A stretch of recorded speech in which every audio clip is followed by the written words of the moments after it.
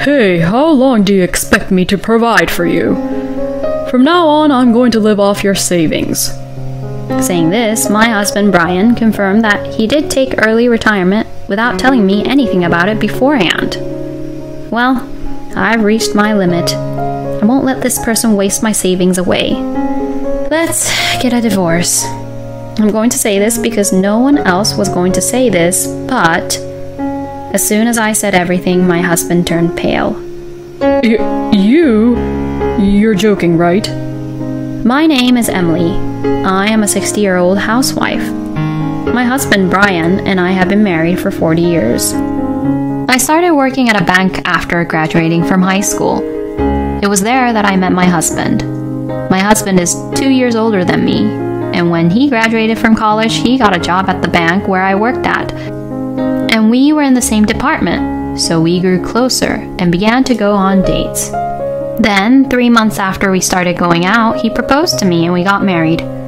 Upon marrying Brian, I became a full-time housewife.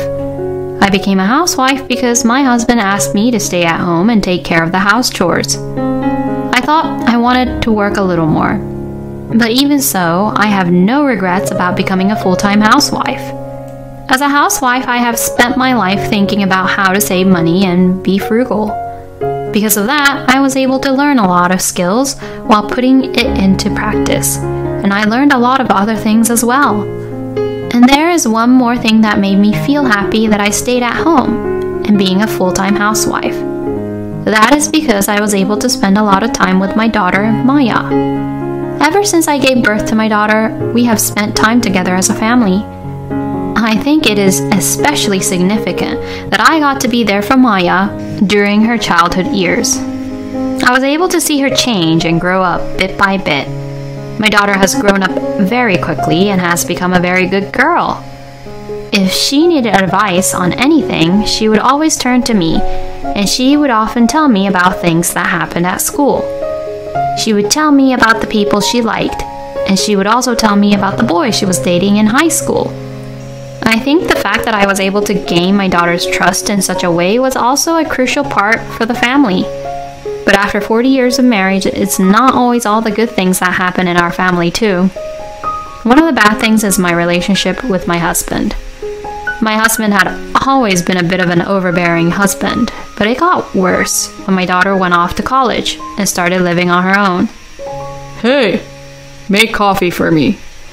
Make sure it's drip coffee, not instant coffee. Oh, I'm sorry. We're out of coffee filters right now. What? Well, go buy some right now. Huh? And while you're at it, go buy some pastries too. Not the cheap ones from the supermarket, but the ones from the pastry store. I'm the man of this house, so you better treat me with some sincerity.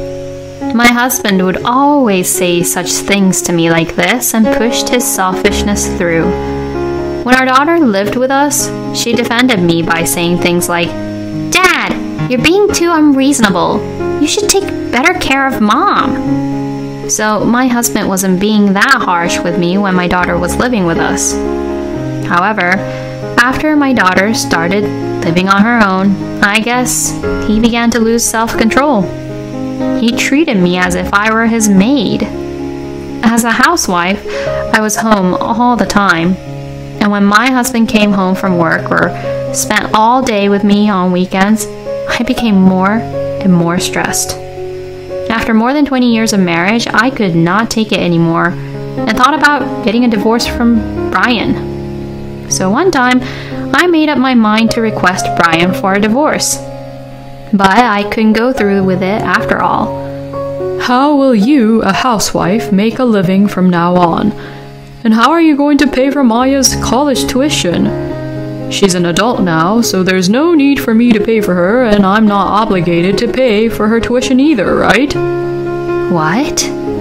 If you're willing to pay for our daughter's tuition while also taking responsibility for your own life, then fine, we can get a divorce. I was surprised to hear my husband say such a thing. I instantly felt uneasy. I could never do that, and I couldn't let my daughter drop out of college. So I decided to give up on the divorce then. Mom, I'm sorry. I put you through so much. It's all because of me. Oh, it's okay. Maya, honey, you didn't do anything wrong. It's my fault for not being prepared for a situation like this, so that's why I've decided that I'll work. Of course, I have to take care of the house chores, so I decided that I'll work part-time, work the hours like a full-time employee as much as possible. I see, but don't push yourself too hard, okay? Yeah, thank you, honey. And I started working at a bank teller's office. I get to work 5 days per week from 9 a.m. to 16 p.m. I can balance my work with my house chores without any major issues. My husband was against it, but I did my best to make myself go through with it. Going out into the world and working again has been quite positive for me. First of all, I can now afford to be financially comfortable, and I have more opportunities to communicate with people other than my husband, which has helped me mentally calm down. I was earning roughly $2,200 a month, but I decided to put $200 into the family budget to cover only for food expenses, use about $200 as my own allowance, and save the remaining $800. My husband made fun of me for not using much makeup on and not buying new clothes, and I didn't care and focused on saving money. Someday, I would leave my husband and become independent. When I made up my mind to do so, I was able to focus to do my best. And my daughter came home regularly and took care of me. Thanks to that, I was able to live a much easier life mentally than in the past. Then, my daughter graduated from college and got a job. She started working hard as a company employee. When I see my daughter in a suit, I'm deeply moved by the fact that she has become an adult. My daughter became a respectable member of the society, and a few years after she became a company employee, she was promoted in her department. Seeing her devote herself to her work inspired me as well. During that time, my husband remained the same, making fun of me and my personality and spending money carelessly on things even more compared to before. And to make matters worse, he started drinking a lot. Hey, there's no beer here. You are drinking too much. It's not good for your health. Shut up. You shouldn't care what I buy with my money. Just shut up and go buy some beer. My husband's drinking increased over the years. Honestly, he drank so much. We had never spent that much on food before, but since my husband's drinking increased tremendously, our food costs became much higher. I tried to get creative at cooking as much as I could, but it was still very difficult because it put a lot of pressure on the family budget. Even so, I would not reduce the amount of my savings. I made up my mind to do so and worked hard to save money. And so I worked hard, year after year. I realized that it had been almost 18 years since I started working part-time. That meant that I had been married to my husband for almost 40 years. Then, my husband suddenly said something outrageous. I quit my job. What? What do you mean? I took early retirement. Why? Why would you do that? My husband is only 62 years old. He has 3 years left before he can retire from his company. I can't stand the thought of my husband being home all the time so soon. When I asked him that question, to my surprise, he became grumpy. What? You don't like it? I didn't say that. I can see it on your face, you know. My husband got annoyed and started to lash out at me. Hey, how long do you expect me to provide for you? Huh? You've been living on my earnings until now. So now, it's my turn, right?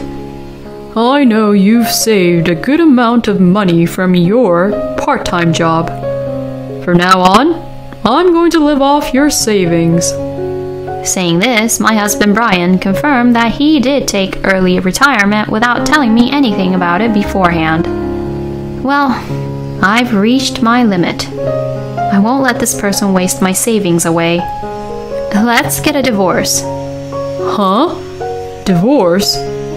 I can't keep on doing this with you anymore. You're pretending to be a tragic heroine again, saying you can't stand this kind of life. You asked for a divorce quite a while ago, didn't you? But at that time you gave up, because you wouldn't know how to live on your own after we got a divorce. And that hasn't changed, has it? If we divorce now, you won't have any money for your retirement. Then it would be safer for you to live with me and do all the housework, wouldn't it? You'll be my slave for the rest of your life. He is such a jerk. My husband is going to use me around until I die. I'm going to get away from this man for sure. I took a deep breath and made up my mind. Then I took out the divorce papers from the drawer and confronted my husband. My feelings have not changed. Let's get a divorce. My husband was surprised how firm I was, and he flinched a little. Are you serious?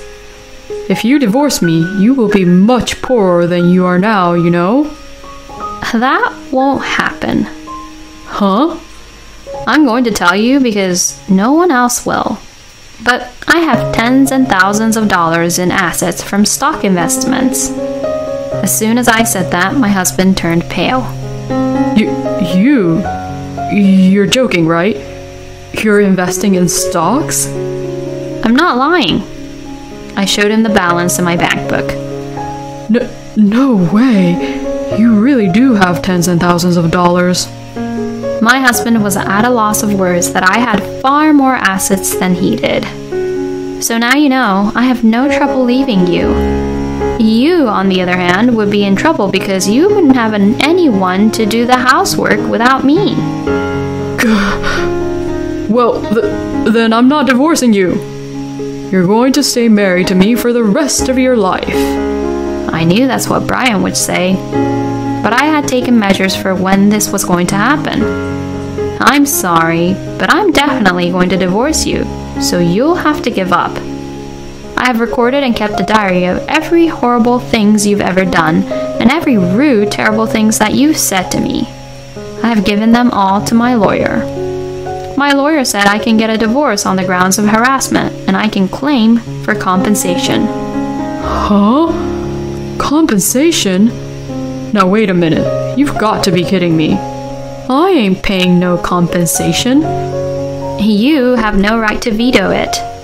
No matter how much you scream or shout and make a fuss, divorce and compensation are absolute.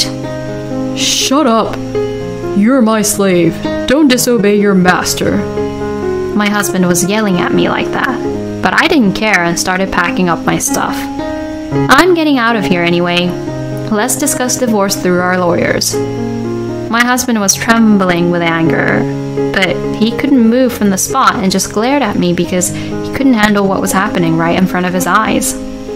I then grabbed my stuff and immediately went to my daughter's house. My daughter had been married once, but divorced due to her ex-husband's affair, and was now working as a single mother, raising a cute little boy. Maya was a career woman, and she was making a lot of money, so she had plenty of rooms, and she had no problem at all with me moving in. I had told my daughter for some time that I was thinking of getting a divorce, and she had helped me with a lot of things. My daughter also taught me how to invest in stocks about 10 years ago as well. Without my daughter, I would not have been able to acquire so many assets. About a week later, I decided to talk to my husband about divorce and compensation with my lawyer.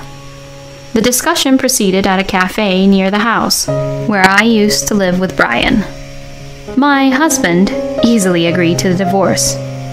For some reason, he was even full of smiles. I was relieved that he agreed to the divorce and signed the divorce papers. Now I am able to completely cut ties with this man. However, my husband said this with a victorious look on his face. I'll pay you compensation too. But as a married couple, we have to divide our assets, so I'm entitled to half of the assets you've saved. I know you thought you beat me, But I'm sorry. The money you worked so hard to save is half mine. My husband laughed so hard, and to this I couldn't help but laugh out loud. What the? What are you laughing at? Are you crazy because you lost so much money all at once? My husband asked me in an irritated way. No, I am not. It was about 20 years ago, so you must have forgotten. Don't you remember when I initiated the divorce a long time ago? And? I promised you that if I ever asked for a divorce again, there would be no division of property. We even notarized it and made it clear that in the event of a divorce, we would have no claim to each other's property. As long as I have this, I don't have to give you any of my savings when we divorce. No way! My husband's face suddenly turned pale. Well, in exchange, I can't get half of your retirement money either. But I'm glad we have this deed, because if we had divided the property, I would have clearly lost more than you. And thank you for signing the divorce papers. Like this, we are complete strangers now. Now you can forget about me and go on with your life. Oh, and since you're the one in trouble, I'll pay for the coffee here. Please, take your time.